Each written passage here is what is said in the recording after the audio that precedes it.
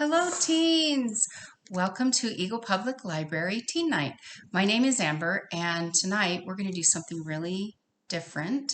We are going to be making fudge, which sounds kind of weird for June, right? That's kind of like a Christmas thing, or maybe in December, but it is National Fudge Day. So we thought it would be fun here at the library to share a favorite fudge recipe with you. So this is my grandma's fudge recipe, and it is delicious. So my family loves it, and I thought that I would share it with you. So let me show you what we're going to need to make our fudge. We need some chocolate chips, some sugar, 1 cube of butter, and some mini marshmallows. So the first thing that we're going to do is you need a saucepan. You're going to put in 2 1/4 cup of sugar in the saucepan, the cube of butter, and oh yeah, I forgot this, evaporated milk, and 1/2 can of this milk.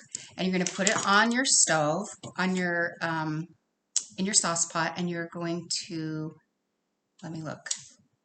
Okay, exactly 6 minutes. When it gets to a rolling boil, then you're going to count for 6 minutes.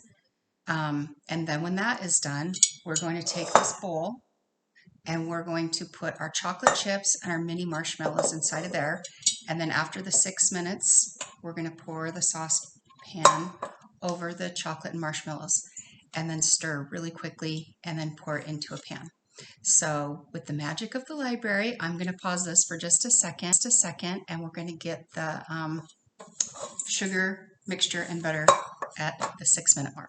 Hi, welcome back. Okay, our stuff has been bubbling for 6 minutes, or a little bit over 6 minutes, but it is very hot, and I am going to pour that over my chocolate chips and my marshmallow mixture.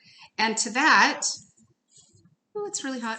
To that, you're going to want to add a 1/2 tablespoon of vanilla. And it melts super quickly. So you can add a cup or cup and a half of pecans or walnuts to this. I have a daughter who has nut allergies, so I'm not going to do that because I'm at my house today. But you could add that, and it is so yummy. But on its own, it's good too. So let me see if I can scooch this down so you guys can see. Okay, so we have mixed this up, and it is looking good. So you have to work quite quickly. So I am going to pour this into my pan. So if you wanted to use a 9x13, you could do that. It won't be as high as if you use this smaller pan. But if you wanted to double the recipe and put it in a 9x13, you'd have quite high fudge pieces, but everybody is different how they like it. But this makes the perfect amount for my family and to give some away too. So you can see how fast that's setting out. I'm just trying to quickly put it in the pan. So I'm going to pop it into the fridge. I usually do it overnight, but if you just can't wait, I'd say at about the 3-hour mark, you could go out and it would probably be pretty firm and ready to cut. And the best part is pretty soon I get to lick the spatula, and it's so good. Okay, I think that looks pretty good. So also, you can shake it.